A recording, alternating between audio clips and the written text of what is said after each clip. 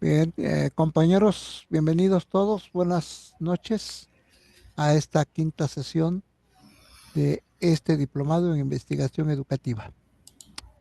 Hoy el tema que disertará el doctor Miguel Erasmo Saldívar Carrillo se titula Las categorías filosóficas como herramientas de la investigación. Eh, Doctor, tienes la palabra. Adelante. Bien, buenas noches a todos los camaradas que nos siguen en este diplomado. Es un día, este, estamos comenzando un nuevo conteo del año 2025. Que como ustedes saben, la idea de un nuevo año es una construcción ideológica. Necesitamos contar el tiempo.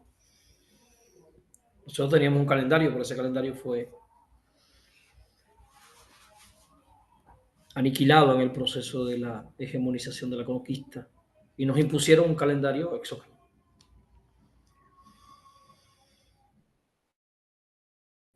Y se ha construido en torno a esta fecha todo un simbolismo hegemónico, capitalista, de felicitarnos, de alegría, de euforia por el nuevo año.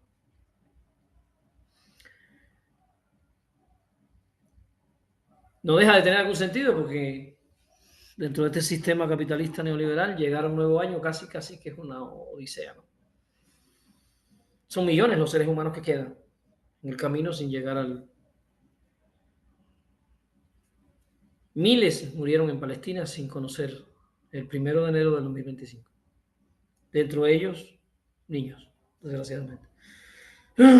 Y en el mundo, miles de niños murieron de enfermedades curables en el 2024 que no llegaron al 2025, no conocieron al 2025.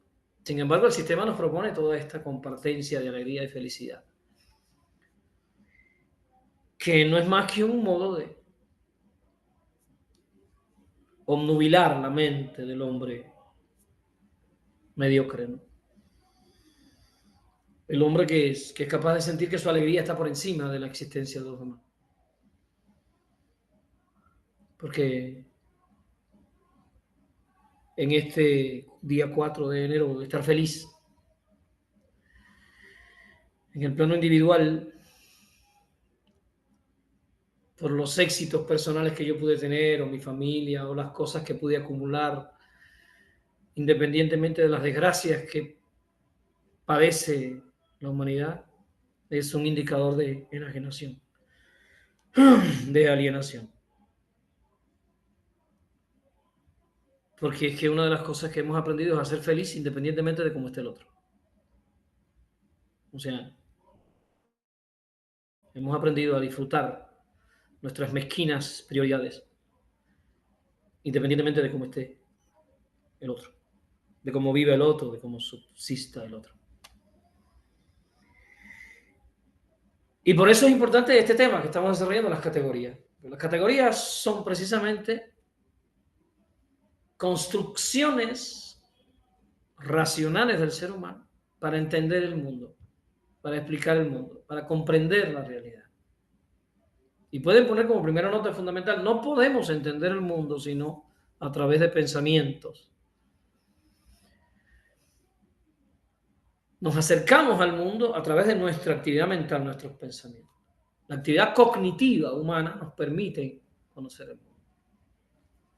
Pero esa actividad cognitiva, para empezar ya a manejar las categorías, humana, tiene un contenido y tiene una forma. Profe, no entiendo bien, ¿cómo que contenido y forma? Sí, todo lo que existe tiene contenido y tiene forma. No hay nada que exista sin forma. Y no hay nada que exista sin contenido. Si no tiene contenido y forma, entonces decimos que es un concepto. O si no tiene contenido, decimos que es un concepto nulo o vacío. Por ejemplo, el concepto bruja es un concepto nulo o vacío. ¿Por qué? Porque no tiene contenido. Profe, ¿por qué no tiene contenido? Porque las brujas no existen. En la realidad objetiva las brujas no existen. Por tanto, el concepto bruja es una construcción subjetiva del ser humano cuyo contenido es nulo. El concepto unicornio es un concepto nulo o vacío, no tiene contenido.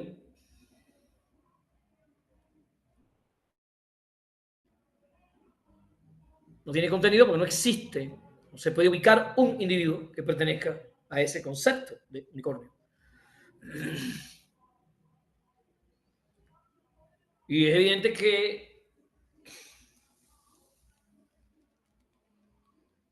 el pensamiento humano, intentando comprender el mundo en el que vivimos, intentando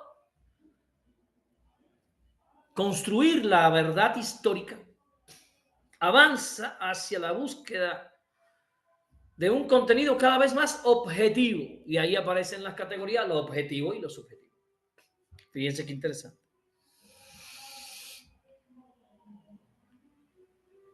¿Qué significa un contenido más objetivo en el plano de la ciencia de la epistemología?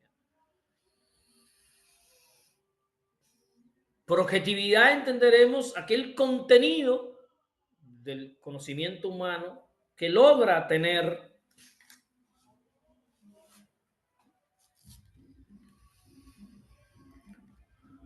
un correlato con la realidad histórica, con el devenir histórico.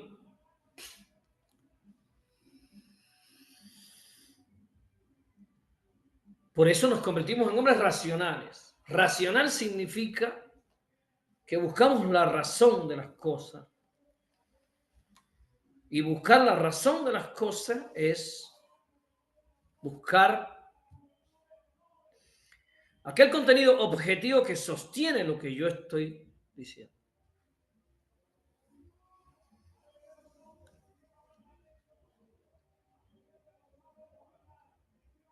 Fíjense cómo las categorías nos permiten ir estableciendo referencias en el plano de lo cognitivo para ir asegurando la objetividad del conocimiento, la racionalidad del conocimiento. Entonces un conocimiento tiene forma y tiene contenido. Ahora, el contenido del pensamiento humano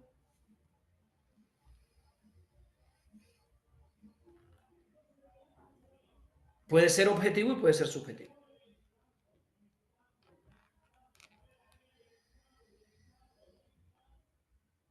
Cuando decimos que el contenido es subjetivo, estamos queriendo decir que el contenido no tiene correlato en la realidad histórica. Eso que está diciendo es subjetivo. Objetiva tu explicación. Compañero, es que yo pienso, porque yo creo, y empiezo a decir todo lo que yo creo y lo que yo pienso, y nos dice, a ver, estás subjetivando, estás en el plano de tus ideas, de tus propias, aterriza pues, objetiva, busca correlatos en la verdad histórica que sostengan eso que estás diciendo, objetiva tu pensamiento. Entonces, el conocimiento puede tener un contenido subjetivo. Sí, cuando yo digo las mujeres son menos inteligentes que los hombres, ese contenido es subjetivo, es un prejuicio. No puedo decir que es un contenido objetivo porque no hay un correlato, no hay una prueba de que las mujeres son menos inteligentes que los hombres. Yo simplemente soy una persona que tengo un prejuicio machista, un preconcepto, una creencia. Y entonces el contenido de lo que estoy expresando es totalmente subjetivo. No hay correlato con el devenir histórico. Por eso digo, el contenido del pensamiento humano puede ser más o menos objetivo. En la historia de la filosofía le llamamos idealistas a ciertas corrientes filosóficas que se alejan de la objetividad, que intentan buscar la prueba de las ideas en las propias ideas, que intentan buscar el sustento de las ideas en las propias ideas. ¿No? Y hay quien dice, esto es así,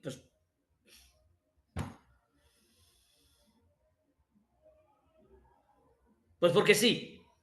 Así lo dijo Yahvé.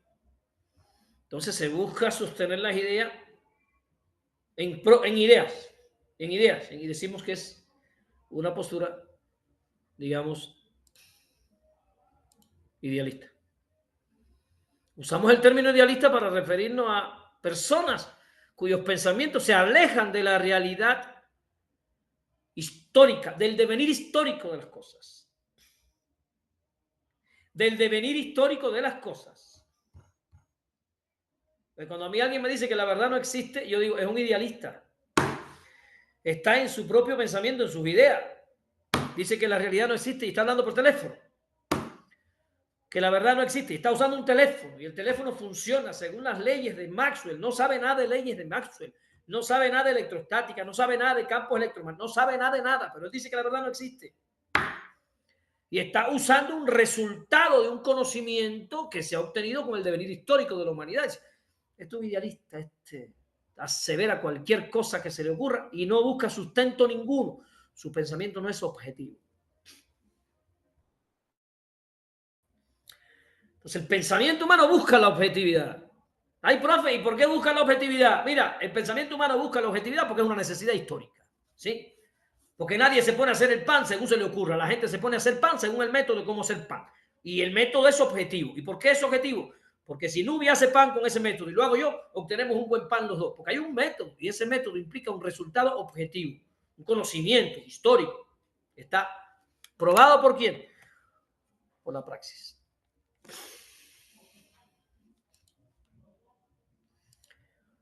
Entonces ahí están las categorías contenido y forma. Todo cuanto existe tiene forma, tiene contenido. Todo cuanto existe en el plano objetivo. Sí, porque quiero dejar claro que las cosas existen en el mundo de las ideas y en el mundo en el plano objetivo de la existencia, ¿no? No es lo mismo. Porque alguien el otro día me decía, es que Macondo existe.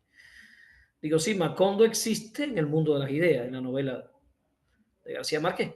Tiene una existencia ideal.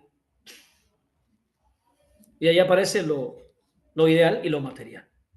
Macondo tiene una existencia ideal. Existe en el mundo de las ideas. Pero no existe en el mundo de lo material. Pues en el mundo de lo material existe un continente al sur del río Bravo que tiene muchas construcciones simbólicas que asemejan lo real maravilloso de la novela de García Márquez, ¿no? Aquí en Oaxaca, cuando vivimos la Semana de Muertos, vivimos lo real maravilloso de nuestro continente, donde hay cosas que existen en el mundo de las ideas, pero se traen al mundo de la terrenalidad humana y nos hacen sentir, ¿no? Emociones muy objetivas, muy reales. Bueno, yo hasta aquí lo que quiero que quede claro es la importancia de las categorías. Yo me voy a referir hoy a dos categorías y voy a discutir con ustedes otras, ¿no? Pero yo me quiero referir a dos categorías, que es la categoría de lo intelectual y lo manual. Trabajo intelectual y el trabajo manual. Fueron categorías que no les di. Las dejé para mí. Dos categorías fundamentales, porque hay maestros que te dicen, a ver, profe, no me está explicando tanto, dígame cómo lo tengo que hacer. Y se acabó. ¿Sí o no? A ver, no me digas tanto, no me dé tanta coba. Dime cómo lo tengo que hacer para yo hacerlo. Entonces, hay una división. Se ha dado una división entre el trabajo intelectual y el trabajo manual. Quiero que empiecen anotando eso. Es una división ficticia, falsa. Es una falsa oposición entre lo manual y lo intelectual.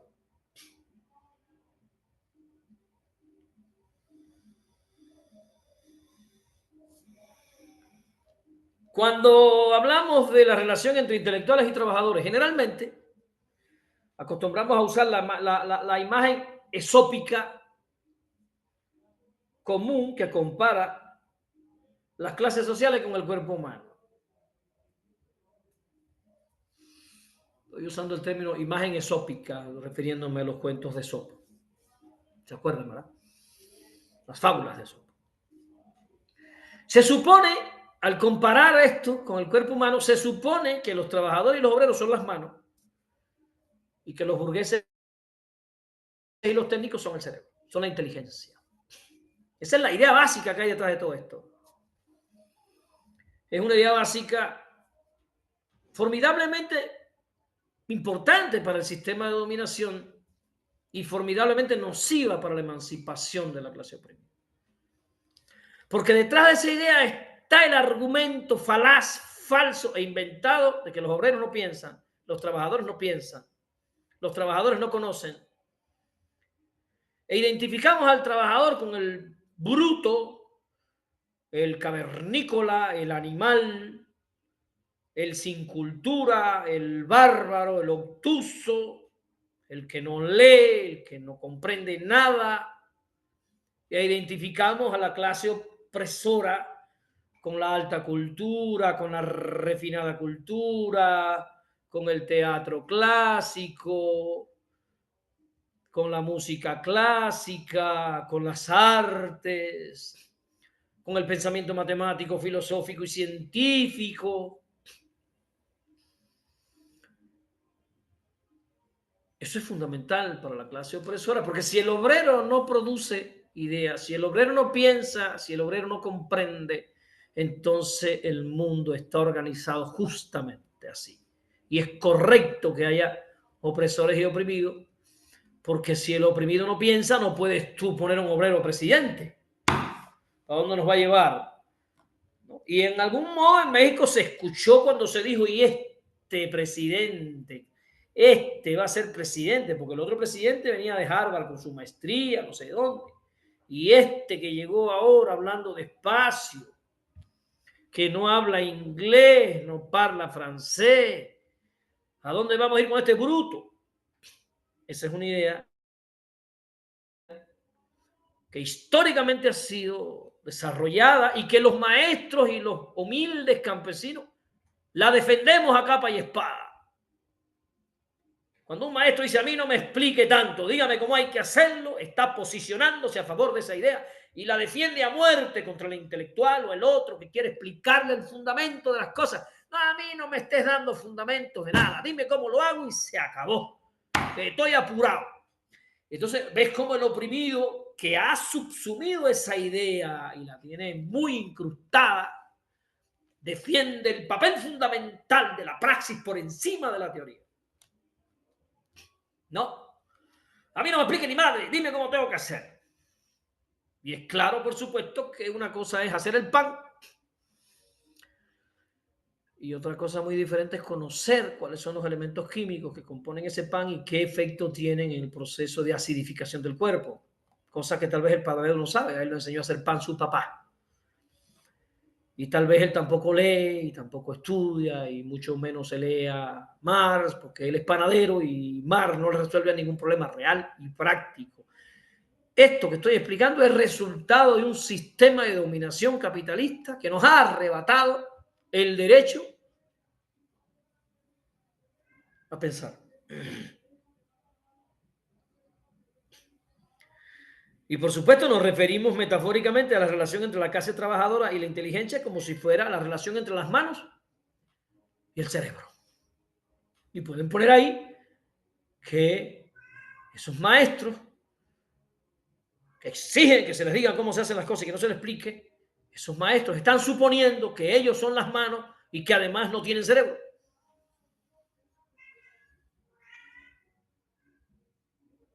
Porque la gente que no quiere saber el fundamento de las cosas, la verdad de las cosas, la verdad que hay detrás de las cosas, es gente que se comporta como si fueran solo manos que ejecutan acciones, sin nada de inteligencia para el proceso. Porque además, si quieren escriban ahí una línea, no nos podemos emancipar sin comprender el mundo. Para emanciparnos de la dominación, al menos tenemos que saber cómo funciona la dominación, cómo funciona este mundo, cuáles son los mecanismos a través de los cuales nos despojan. de las riquezas, de la tierra, de los recursos, de todo, del tiempo, de la verdadera felicidad.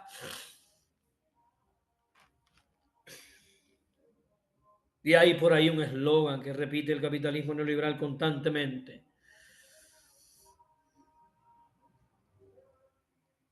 Y ustedes no me dejarán mentir. Constantemente dice: la verdadera felicidad está en la familia.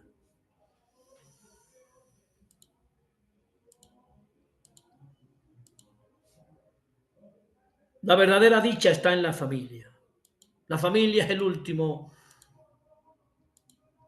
nicho de la felicidad. Si quiere, póngale al lado esa frase: la verdadera felicidad está en la familia, y pongan al lado: esto es mezquino. Esto es mezquino.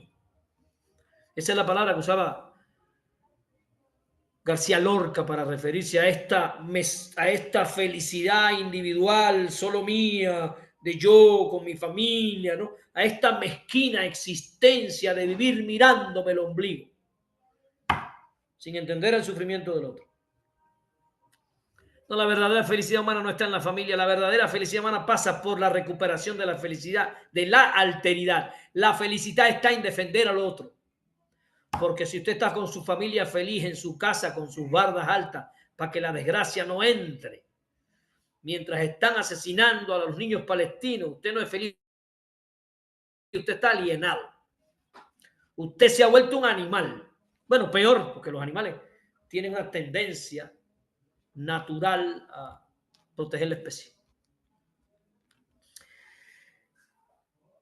Entonces, aquí estoy en una discusión que es una discusión de tipo histórica y que es una discusión que tiene que ver con las categorías de lo intelectual y lo manual, el trabajo intelectual y el trabajo manual, que es una falsa dicotomía. Como es falsa la dicotomía en las categorías, entre las categorías que ustedes van a expresar hoy, entiendan a partir de lo que estoy explicando que esas categorías no se pueden separar. Que contenido y forma no se pueden separar, que el objetivo y lo subjetivo no se pueden separar. Por tanto, yo no puedo separar el trabajo intelectual del trabajo manual.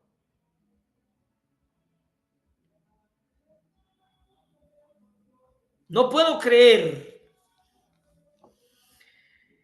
que el intelectual produzca un saber que esté al margen de la praxis. Podemos hacer aquí abstracciones y ejercicios interesantes. Usted se puede sentar en su edificio como arquitecto y hacer la más bellosa, la más bella concepción de la construcción de un edificio. Te puede innovar en la concepción artística de la arquitectura. Pero Indira Villanueva, para probar que ese edificio no se cae sobre su cimiento, usted lo tiene que hacer. Si usted no lo hace, usted solo lo que tiene es una idea. Fíjense qué interesante. Usted puede hacer la más bella tesis de pedagogía con el más bello método para enseñar la lectoescritura, pero si usted no lo aplica en un aula para ver cómo funciona, usted solo tiene una idea. Y ni siquiera podemos decir que es una gran idea. Y pongan ahí, ¿dónde se sabe que una idea es una gran idea? En la praxis. ¿Dónde una simple idea se convierte en una gran idea, Reina Galvez? En la praxis. Porque una gran idea que no se lleva a la praxis puede ser una gran idiotez. No. Porque en definitiva es la praxis la que le dice a la idea esto sí y esto no. Entonces, se asume que los trabajadores no pueden pensar porque la inteligencia no la tienen, ellos son las manos. Y se asume que los intelectuales no pueden trabajar porque ellos son la inteligencia. Ellos no tienen manos, son cerebros sin manos.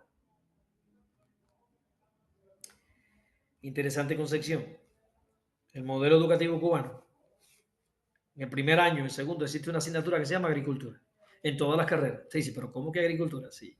En Cuba usted estudia medicina y en el primer año tiene una asignatura que se llama agricultura. ¿Y qué hacen? Los mandan para el campo a los médicos, a los estudiantes de medicina, a trabajar, a sembrar papa, lo que haya, sembrar plata, lo que sea. ¿Por qué? Porque usted es médico, usted tiene que saber que la riqueza viene del más fenomenal de los trabajos humanos, que es el trabajo campesino, el más importante, el que produce el oro real de la humanidad, el campesino. Y usted estudia medicina, se tiene que ir un mes a la agricultura y la asignatura tiene un valor, o sea, tiene una puntuación así como si fuera Estadística, filosofía. Le dan una calificación. Tiene que aprobar. ¿Por qué? Porque en la concepción educativa cubana nosotros no podemos concebir intelectuales que se crean los grandes transformadores del mundo como si tuviera por encima de los trabajadores, de los campesinos, de los obreros, de los pescadores, que son los que realmente transforman al mundo, que son los que realmente producen la riqueza que todos consumimos en el mundo. Nosotros solo producimos ideas. Pero recuerden que una idea solo se convierte en una gran idea a través de ¿qué? De la praxis. Sin praxis puede ser una gran idiotez, como las idioteces de Milei, el presidente argentino. Entonces, consideren por favor que se levantan grandes prejuicios y sesgos. Grandes prejuicios y sesgos se levantan, no solo los que quieren oprimir, también los oprimidos. No se trata de que los opresores no quieren que los oprimidos piensen, es que los oprimidos tampoco quieren pensar. Por eso el maestro te dice, a mí no me está explicando tanta teoría. O sea, lo que te está diciendo el maestro, yo no deseo conocer el fundamento de las cosas. Dígame cómo se hace y se acabó. O sea, yo lo hago y ya.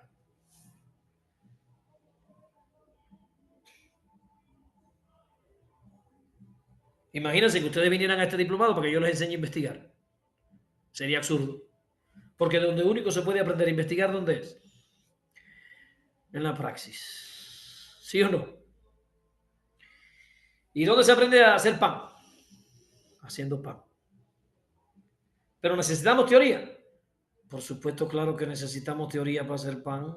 Me tienen que explicar, porque si me dan a mí el huevo, la harina y todo lo más, y me meten en una oficina ahí para que yo haga pan, yo qué sé, ahí no va a salir nada. ¿Por qué? Porque no tengo la teoría.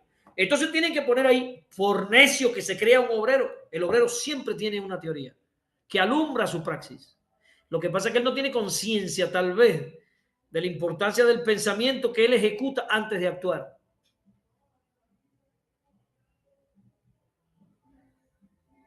Por eso es que no puede separarse praxis de teoría, porque la idea es que se levantan aquí, como dije, sesgos, prejuicios, para ocultar lo realmente importante. ¿Qué es lo realmente importante? Pongan ahí, escriban. ¿Qué es lo realmente importante que ellos quieren ocultar? La alianza política revolucionaria de los obreros con la inteligencia. Lo realmente importante es que los obreros necesitan aliarse con la inteligencia. La alianza político-revolucionaria de un obrero con la inteligencia produce un revolucionario, un transformador.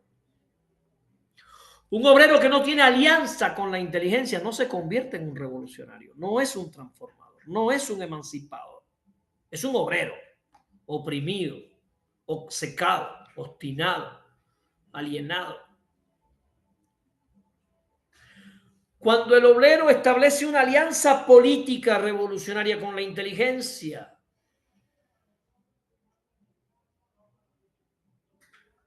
adquiere su función intelectual. Adquiere conciencia sobre su verdadera función intelectual. Se vuelve un revolucionario.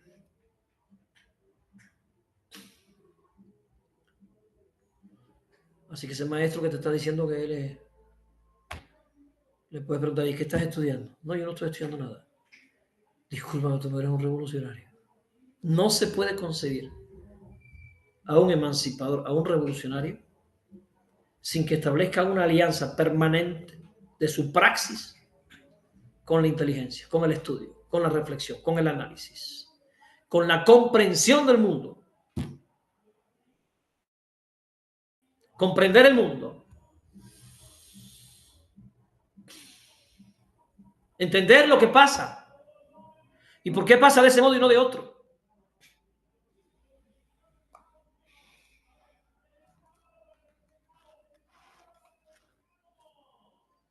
¿Por qué ganó Trump y no Kamala Harris? ¿Quién era mejor que ganara la señora? No, no era mejor. ¿Y por qué ganó el loco este?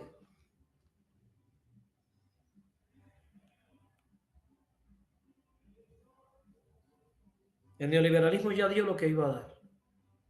Todos los países que aplicaron el neoliberalismo están inmersos en una profunda crisis económica en primer lugar y después política.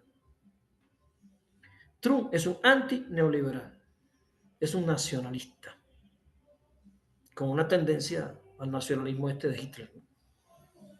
Es un nacionalista, aplicando aranceles, va nadando en contra del neoliberalismo.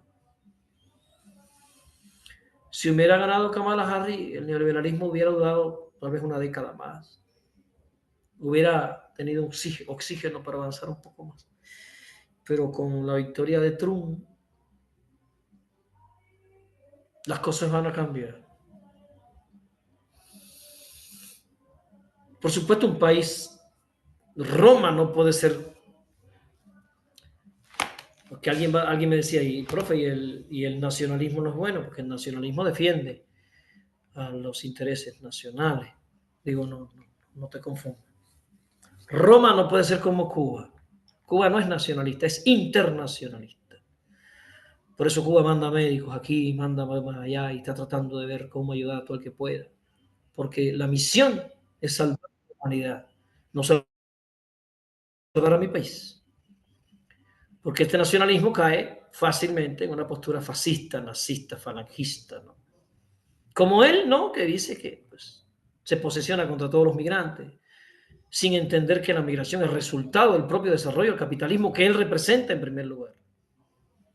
La migración es resultado del empobrecimiento de territorios que están siendo despojados de sus riquezas y de sus posibilidades de desarrollo por esa potencia a la que él representa y encabeza. Probablemente él no sabe eso, porque no podemos decir que es un gran pensador el señor presidente de los Estados Unidos, desgraciadamente. No es un Lincoln. Hemos ido bajando mucho la calidad de los presidentes últimamente. Ni Carter, que fue un presidente menos. Estoy explicando esto para que entendamos que nosotros tenemos que explicarnos el mundo, acercarnos a la comprensión de la realidad histórica en la que vivimos para saber cómo es que. Entonces, una de las herramientas fundamentales del capitalismo para dominar a la gran masa oprimida, porque mucha gente se pregunta, oye, pero ven acá, si estamos tan jodidos, ¿por qué, por ejemplo, en Argentina los argentinos votaron por Milei? ¿Quién no ve que es un idiota? Compañero, hay que entender que el desarrollo intelectual de la masa oprimida está muy bajo, muy bajo. Este,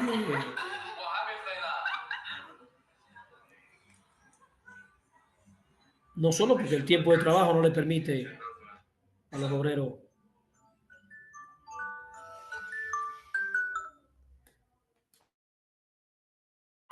Sí, ya voy. Ya voy. Denme un minuto, por favor, que me están hablando ahí para entregarme un tapete.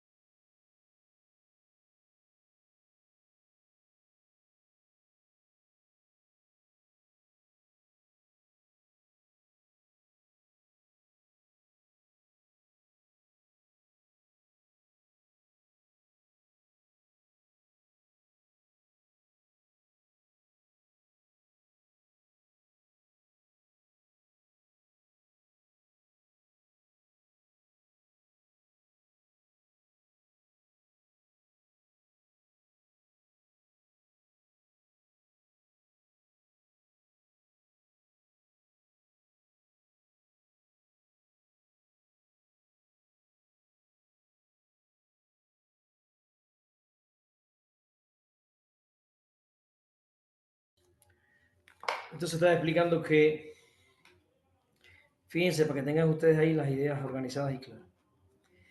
En este distanciamiento entre teoría y praxis, Consuelo, lo verdaderamente importante es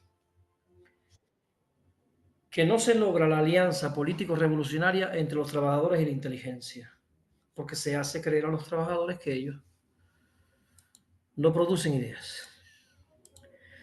De hecho, se le hace creer a los trabajadores que ellos no son filósofos, que ellos no son pensadores y que los pensadores son otros. Y una de las variantes importantes que tiene esta separación tan nociva entre la teoría y la práctica es el severo distanciamiento que hay entre la escuela actual mexicana y los procesos de transformación comunitaria o los procesos de la vida en la comunidad. Porque el maestro empieza a preguntarse, ¿y qué yo voy a tomar de la comunidad? Y la pregunta al maestro se la hace porque el maestro realmente considera que en la comunidad no se producen cosas que a la escuela le importen un carajo.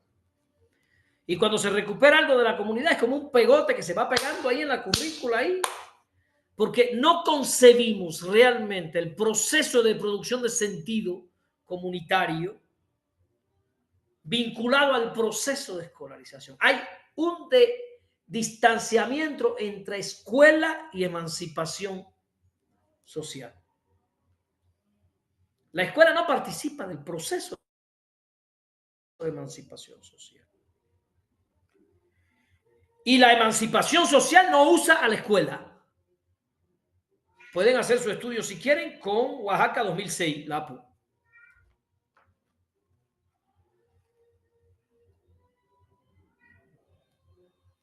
Para que vean que el proceso de conquista de la conciencia momentánea que se dio, no se dio a través del trabajo de la escuela con las comunidades. No fue a través de escuelas políticas, de escuelas revolucionarias que estemos instalando con las comunidades. De hecho, eso no existe. Tradicionalmente la escuela manda a llamar a los padres para reuniones de padres. Y todas tienen el mismo formato, los mismos contenidos. Ahí pueden analizar las categorías contenido y forma. Para que vean cómo el contenido y la forma se convierte en un trámite burocrático. Y, por ejemplo, los honores a la bandera, los lunes, vas a diversas escuelas y tienen la misma forma y el mismo contenido. Por tanto, deja de ser un acto de conciencia para hacer un ritual, para convertirse en un ritual burocrático. En un ritual de reproducción de una praxis que no produce concienciación. Indira Villanueva. ¿Me estoy explicando? Ahora,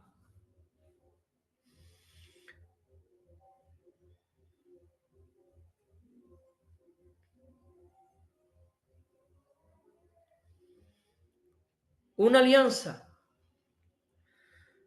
político-revolucionaria de los trabajadores y la inteligencia tiene que basarse en el diálogo de los intelectuales con los trabajadores. En una construcción colectiva de sentido. No puede ser que el intelectual considere que él va a ir allí a recolonizar a los ignorantes trabajadores con el prejuicio de que los trabajadores no producen sentido ni producen conocimiento.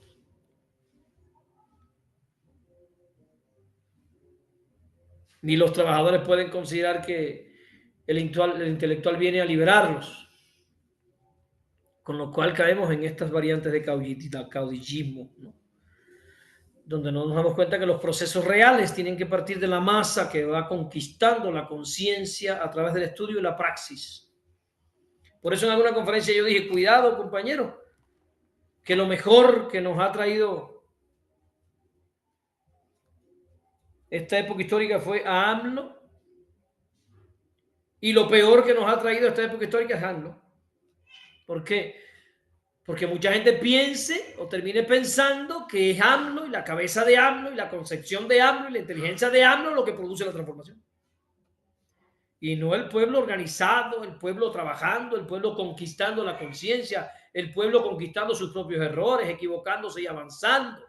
Entonces, y están constantemente en los medios atacando a AMLO o atacando a Claudia porque nos quieren convencer de que los errores son de Claudia y los aciertos son de Claudia y es el gobierno de Claudia y es Claudia, y si Claudia se baña y entonces la masa es desdibujada del proceso histórico porque nosotros somos manos, no somos cabezas que piensan, no somos inteligencia, no somos pensamiento, no somos producción de sentido.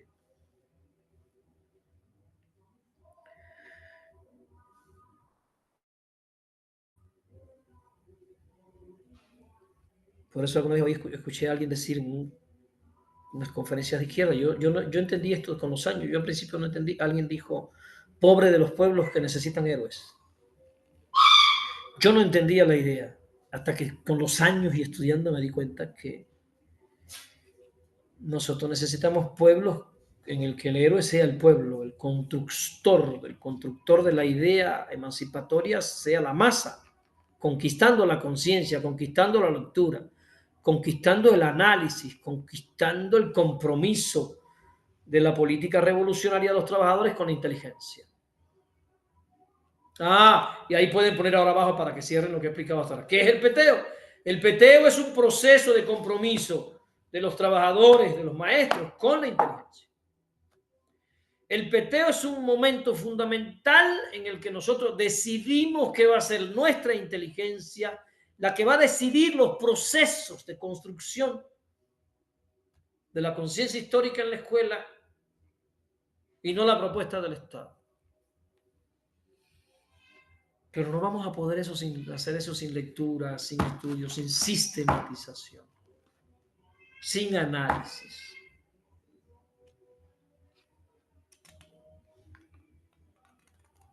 Entonces Antonio Gramsci, bueno, no Gramsci, esto es un tema que trabaja mucho Gramsci, pero ahorita estoy utilizando a Karel Kosik. Karel Kosik. ¿Por qué tiene que haber un diálogo y una influencia recíproca entre el trabajador y el intelectual?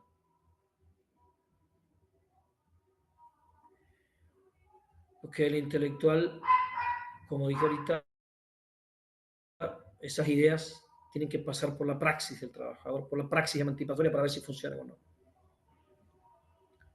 No podemos convertirnos en emancipadores de idioteces, sino de ideas que van a la praxis a ser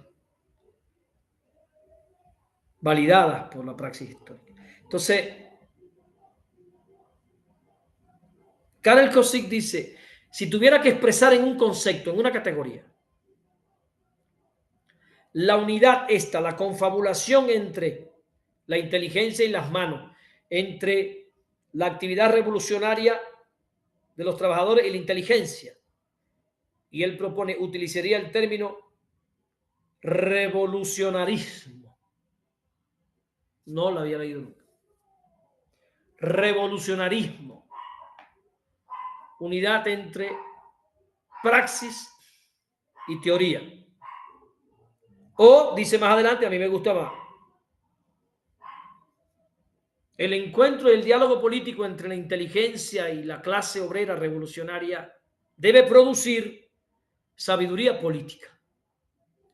Fidel Castro le llamaba, a mí me gusta más, cultura política. Cultura política.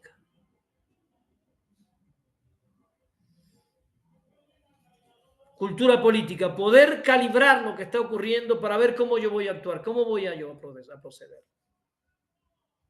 Cultura política en el peteo.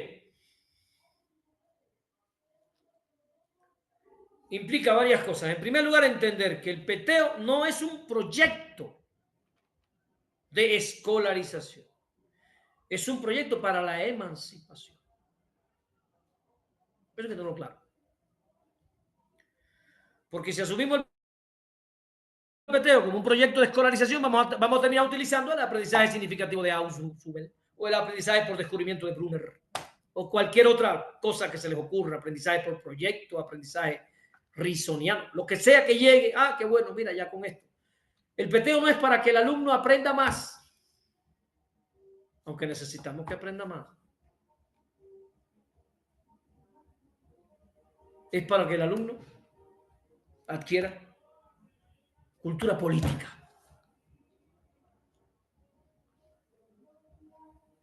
Segundo elemento importante es entender que el PTO no es un proyecto hacia adentro de la escuela. El PTO es un proyecto hacia adentro de la sociedad. Si se concibe el PTO solo para la escuela, nos quedamos con el cerebro y sin las manos. El PTO tiene que concebirse como un proyecto de impacto social, comunitario, familiar. Sin eso seguimos en la división de teoría y praxis, Indira. Entonces en la escuela, bla, bla, bla, bla, bla, bla, bla, y en la comunidad, pues nada. Trabajando la milpa y recogiendo chapulín. ¿Cuándo nos vamos a emancipar así, compañero? ¿O a poco alguien cree que nos vamos a emancipar con los maestros? Sin el pueblo, sin los trabajadores, sin los campesinos, sin los obreros. ¿A poco alguien cree que vamos a transformar o a cambiar la historia desde el aula? No, hay que salir para la calle.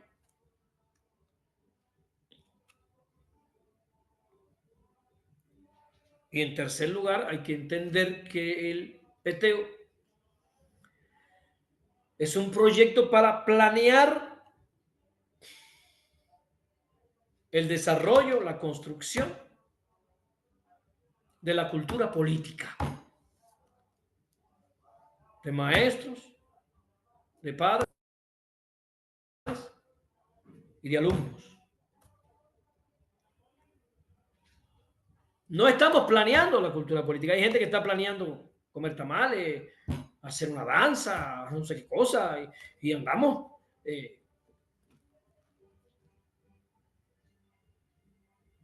proponiendo procesos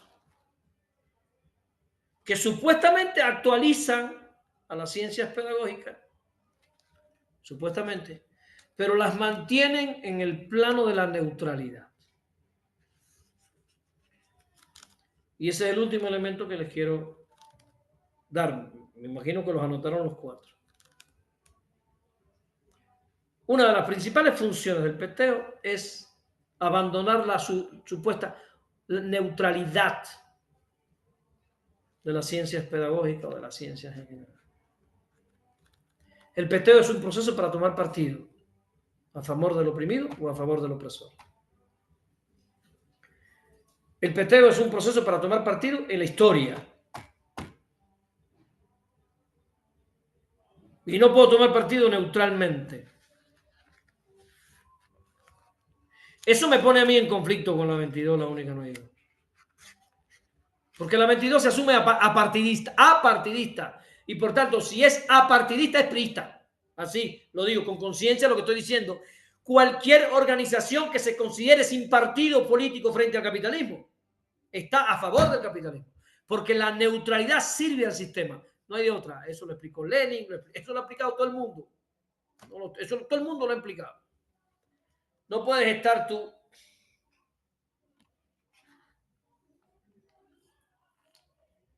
no quiero ser lapidario, pero solo quiero que ustedes empiecen a pensar. Y bueno, las discusiones que tengamos al final de mi exposición. Yo sé que me he extendido un poco, porque yo quería escuchar el estudio de las categorías que ustedes fueron haciendo. Igual ahorita nos damos un tiempito para escuchar algunas, ¿no? Pero me quería yo hoy dar una zambullida en esta falsa dicotomía entre lo intelectual, el trabajo intelectual y el trabajo manual. Y ahora me voy a referir, voy a salir de Karel Kosick y me voy a ir a Antonio Gramsci. Que Antonio Gramsci trabaja esto primero que Karel Kosick. Cuando digo primero me refiero al tiempo cronológico.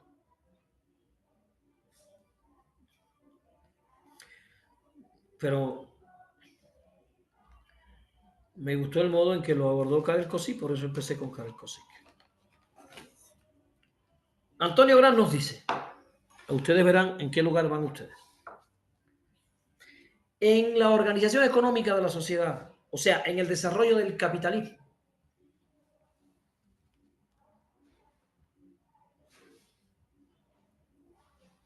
las distintas maneras de producción que fueron surgiendo creaban sus propios intelectuales. Por ejemplo, los burgueses necesitan sus licenciados en administración de empresas, ¿sí? Necesitan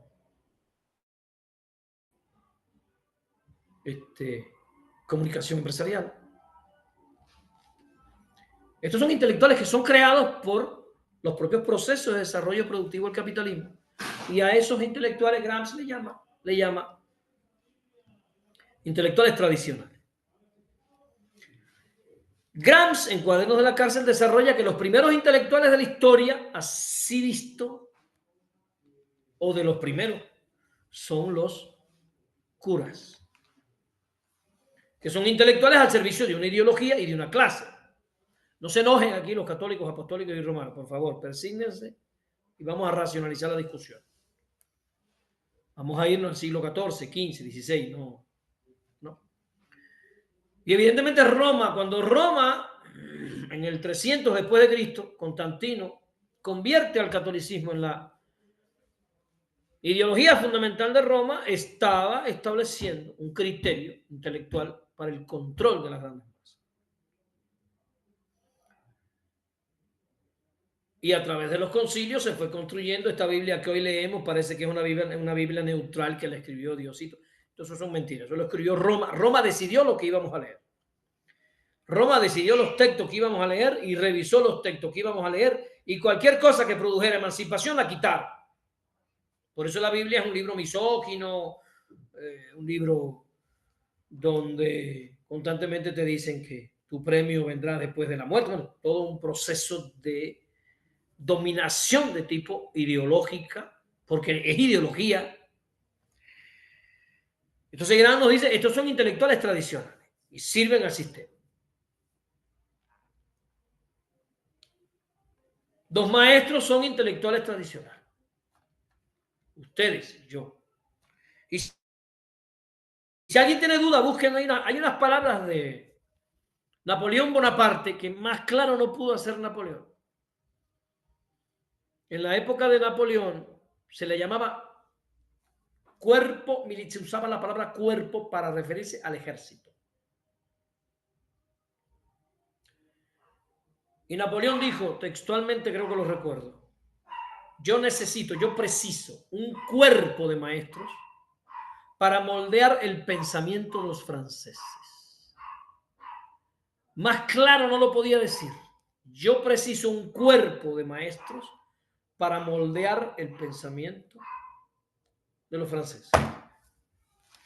Esa es la función fundamental de un maestro en el capitalismo, moldear el pensamiento del alumno. Y para eso existe la categoría disciplina, la categoría aprendizaje, la categoría tarea, hay una pila de categorías, motivación, una pila de categorías que están concebidas para que el alumno se discipline. O sea, para moldear el pensamiento del niño según el momento histórico que hoy se vive. Y igual yo vi muchas escuelas, vi algunas, no voy a decir muchas porque después me digo. Yo vi algunas escuelas haciendo sus samaritanas y festejando el advenimiento de la Navidad, la llegada del niño Jesús. No festejaron la llegada del camarada Jesús emancipándonos. No, que vino a pagar pecados. No, no, Jesús lo asesinó a Roma porque era un revolucionario, un pensador crítico, revolucionario, antisistémico, ¿no? Y en algún momento yo les explicaba a algunos compañeros, cuando hagamos los altares de Día de Muerte, hay que poner al camarada Jesús junto al camarada Che Guevara, Tupac Amaru, Tupac Katari.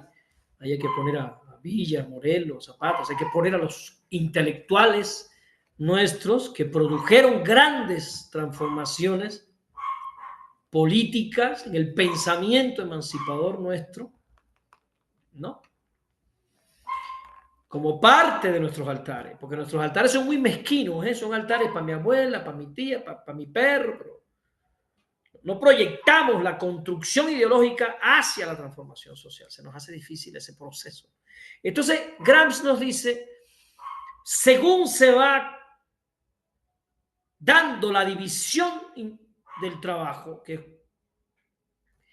una construcción del capitalismo, se van creando intelectuales.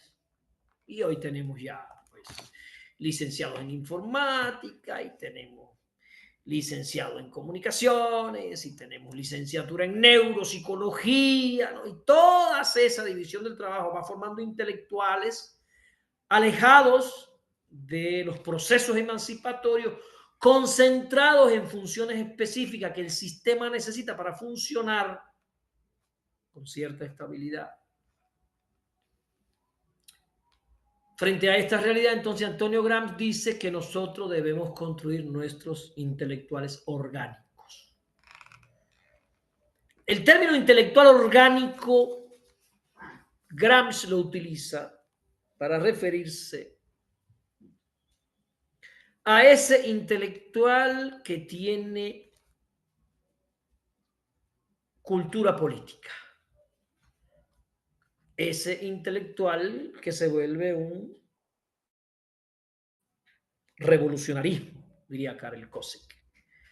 Esa actitud revolucionarista del intelectual que se produce cuando él adquiere la conciencia histórica, la cultura política, y empieza a hacer un peteo, porque el peteo le da sentido a su existencia, le da sentido a su lucha histórica. En esa comprensión de la conciencia histórica, de la conciencia política, el maestro se da cuenta que el peteo no es para él, no es para presentarlo a ninguna, no es para recibir aplauso. El peteo es el camino que hoy diseñamos para que el pueblo alcance la conciencia histórica, la cultura política, de construir un proceso emancipatorio y continuar mejorándolo. Porque tenemos que ser críticos, como dice Karel Kosik. En primer lugar, con nosotros mismos. En primer lugar, con la transformación, con la cuarta T, con lo que estamos haciendo. Porque no estamos haciendo las cosas más que como es posible en este momento histórico. Tenemos que asumir que ese revolucionarismo es un proceso de revisión crítica permanente de lo que estamos haciendo para mejorarlo. Entonces, ¿qué es el intelectual orgánico? El intelectual orgánico representa la unidad entre teoría y praxis. Entonces, cuando un maestro te dice, a mí no me está explicando tanto, a mí dime cómo se tiene que hacer, ese no es un intelectual orgánico. Ese es un intelectual tradicional. Ese es un hacedor de clases. Él no quiere tener el fundamento de las cosas, él no quiere comprender el porqué de las cosas. Es demasiado largo. Y algunos te dicen sin pelos en la lengua, pues yo voy a hablar ahí, pero a mí no me gusta leer. A mí no me gusta escribir. A mí lo que me gusta es, habría que preguntarle qué es lo que te gusta, ¿no? Como intelectual orgánico del proceso de transformación de la 22, leer es necesario. Bueno. Hasta aquí las dos categorías que yo quería trabajarle hoy.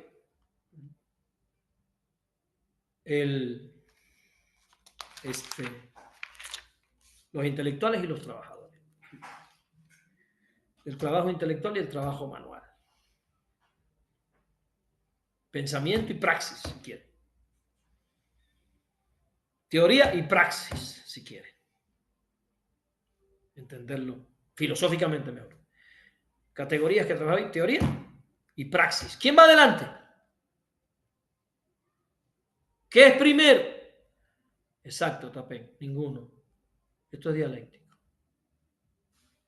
Pero podemos tener praxis sin teoría. La praxis sin teoría va ciega. Voluntarismo revolucionario. ¡Ah! 3 meses todo se acabó y no pasó nada. No llegamos a ninguna parte. Porque no hay teoría, no hay una estrategia, hay un pensamiento táctico, estratégico, organizándose a dónde vamos. La euforia del momento, ya en algún diplomado cuando di lo que eran la rebeldía, expliqué esto, ¿no? Lo que es la rebeldía sin conciencia, o sea, levantarse contra el sistema sin conciencia ninguna de lo que vamos a hacer y lo que está pasando. Eso es una manifestación desorganizada de malestar, porque el malestar obrero produce este tipo de, ¿no? Pero la rebeldía es propositiva. ¿Qué significa que la rebeldía es propositiva? Que tiene que haber un pensamiento, una teoría que organice eso que estamos haciendo, porque lo estamos haciendo así. Por eso el peteo es importante, discutir la teoría alrededor del peteo. ¿Cuáles son las ideas fundamentales que están dirigiendo ese proceso, ese proyecto emancipador, con un sentido social? Entonces, teoría y praxis. Y una teoría sin praxis es pura idiotez, ¿no? Una teoría sin praxis es los idiotas escribiendo ahí para recibir aplausos de la academia, ¿no? Yo escribo y escribo y escribo, ay, yo soy un bárbaro. Sí, sí. Y algo de eso se ha llevado a la praxis. Algo. No, pues yo pienso, ahí estoy yo produciendo ideas, no, y mis ideas, y oye, y se ha organizado algo con eso. No, no, pero yo sí pienso, mira, todo lo que pensé. No, no, no lo podemos separar, porque además, en el plano del desarrollo real, de la evolución real del Homo sapiens, si lo queremos ver así, se movieron juntos. No nos encontramos, el Homo habilis no se encontró un libro para leer cómo se hacían las cosas. El Homo habilis fue haciendo las cosas en lo que las concebía, las aprendía, las teorizaba. Y llegamos a hacer botes y después barcos y chozas y después casas de adobe. Y detrás de una casa de adobe hay mucha teoría. Hay mucha idea generalizada, hay mucha praxis histórica. Una casa de adobe no se hace así como cualquier cosa. Si la hago yo, se me cae todo eso en la cabeza, no se seca, quién sabe, no sale. Pero tiene un método. ¿Y cómo llegamos ahí? Unidad, teoría, praxis. Y de ahí salieron los ingenieros. No van a pensar que los ingenieros que hacen edificios salieron de Harvard. No, no. Todo ese conocimiento histórico que se fue acumulando. Y fuimos introduciendo transformaciones tecnológicas. Apareció la varilla, inventamos el cemento. No. Lo que quiero que quede claro es que en definitiva los libros que nos estudiamos en las universidades son las prácticas más actuales escritas para que otros las estudien. Entonces, cuando estudiamos a Freire, es una teoría, pero es una teoría que emerge de la praxis de Paulo Freire, del camarada de Paulo Freire en sus comunidades, en sus comunas hay que hacer. No es Freire que se sentó en un castillo allá, en una torre de cristal allá, y Freire se puso a escribir, se le ocurrió todo eso y lo escribió, y ahora nosotros andamos todos enamorados, ¿no? Hipnotizados, como no. Es que los textos de Freire emanaron ¿de dónde? De una praxis con sentido emancipatorio. Esa es una de las diferencias fundamentales entre Ausubel, Brunner, Freire, Giraud, McLaren. Tenemos teorías pedagógicas que emergen de procesos emancipatorios, de procesos de enfrentarse al sistema de opresión. Y tenemos teorías pedagógicas que se produjeron en las grandes universidades gringas. Ahí en los laboratorios de Harvard, de Cambridge, ¿no? Haciendo experimentos con animales. El gran descubrimiento. Entonces, teoría y praxis. ¿Se pueden separar? No se pueden separar. ¿Cuál va primero? van juntas. ¿Y por qué las concebimos separadas? Es el resultado de una batalla ideológica del capitalismo para dominarnos a nosotros. ¿Por qué hay maestros que te dicen, a mí no me explique tanta cosa, a mí dime cómo hay que ser? Eso es resultado de su subalternidad al capitalismo. Está obedeciendo al sistema, está obedeciendo al PRI, está obedeciendo al PAN. Porque ellos no quieren que piensen, ellos no quieren que elaboren ideas, ellos no quieren que conciben, ellos quieren que actúen ya. Y por eso Peña te mandaba todo aquel, ¿no?, constructo donde venía todo lo que tú tienes que hacer. Ahora resulta que la NEM, la nueva escuela mexicana, te dice que somos codiseñadores. Y en alguna conferencia alguien me dijo, pero yo no sé por qué dicen que soy codiseñador, yo necesito que me digan cómo voy a codiseñar, yo no puedo ser codiseñador si yo no sé, porque el mismo maestro se quiere poner lazo y decir, no, pues yo soy un perrito, jálame, para donde tú vayas, pues yo voy. Y entonces pueden poner ahí, la unidad de teoría y praxis implica un proceso creativo. La unidad de teoría y praxis implica un proceso de responsabilidad histórica con la creación de las rutas emancipatorias. Nadie me puede dictar cómo lo voy a hacer, porque no puedo estar yo consumiendo la teoría que otro concibe para mí. No, tampoco tú crees que va a venir de España la educación que nos va a emancipar de los procesos colonizadores de España misma. ¿O va a venir de Estados Unidos la educación que nos va a emancipar de los procesos colonizadores de los Estados Unidos? No. Como decía Simón Rodríguez, el maestro de Simón Bolívar, o inventamos o erramos, decía Simón Rodríguez. O inventamos o erramos. Estamos obligados a crear nuestro propio proceso emancipatorio. No nos lo podemos copiar de nadie. Ah, y ahora ahí aparece el peteo. Fíjense la importancia del peteo, que a veces no entendemos la enorme trascendencia. Pónganse a ver cuántos estados mexicanos tienen una propuesta como esa, compañeras y compañeros. Realmente es de las cosas más hermosas que ha creado la 22. Fue un salto en la historia, un salto cuántico. Atreverse a construir un proyecto antihegemónico. Bueno, que no se menos en los demás compañeros, también en Chiapas, en Guerrero, tienen su propuesta. Yo, no. La escuela altamirista, no. Hay muchas propuestas, ¿no? No es la única. Pero lo que quiero que se den cuenta, a partir de lo que estamos explicando ahora, que el peteo es buscar la unidad de teoría y praxis. Arnulfo Godofredo. Sin proyecto del peteo, tú no estás uniendo teoría y praxis. Tú lo que estás haciendo es lo que te dicen que tienes que hacer y se acabó. Tú eres un burro siguiendo el cordel que te jala del currículo. El cordel del currículo que te está jalando. La única manera que tú tienes de desprenderse de ese servilismo intelectual es peteo. Crear un proceso donde la teoría va a ir organizando una praxis emancipatoria que sirve como filtro para ir seleccionando lo mejor de esa construcción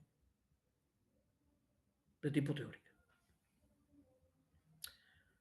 Bueno, compañeras y compañeros, hoy estamos a 4, todavía hay gente que está pasando su resaca, pero ya a mí me parecía que era el momento de retomar el proceso de discusión.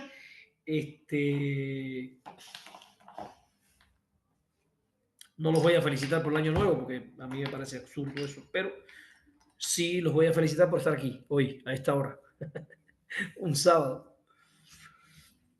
leyendo, estudiando. Para la próxima sábado les voy a dejar como disfrute estudiar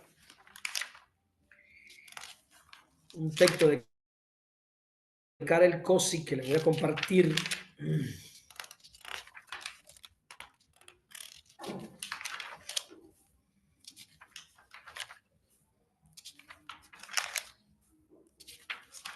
Esto es un libro de Karel Kosik que imprimí. Yo los imprimo para estudiarlo. Lo voy estudiando por capítulos. Esto no es una novela, no te lo puedes bancar completo así como si fuera una novela, porque es un libro, hay que estudiarlo poco a poco. Luego, esto es un intelectual bastante denso. El texto se llama Crítica dialéctica, ensayos, notas y conferencias de Karel Kosik. Se los voy a compartir por si los quieren imprimir. Yo estoy intentando que ustedes revisen el texto que se llama Intelectuales y Trabajadores, de la página 69. Intelectuales y Trabajadores, de la página 69.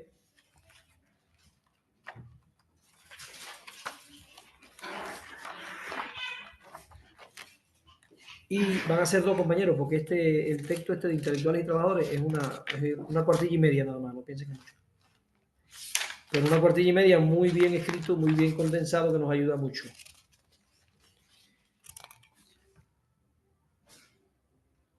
Y el otro que quiero que lean es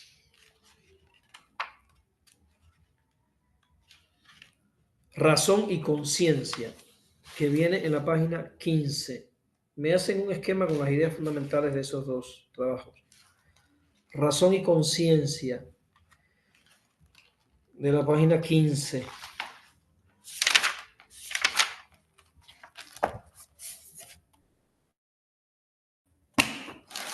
Tengo otro aquí que acabo de imprimir, ya lo empecé a leer, pero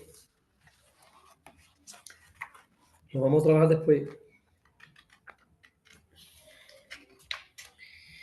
Yo no lo había tenido así lo salí a buscar y bueno, me ayudaron a buscarlo, ¿no? Que se llama Filosofía de la Praxis, de Antonio Gramsci. Puros textos de Gramsci.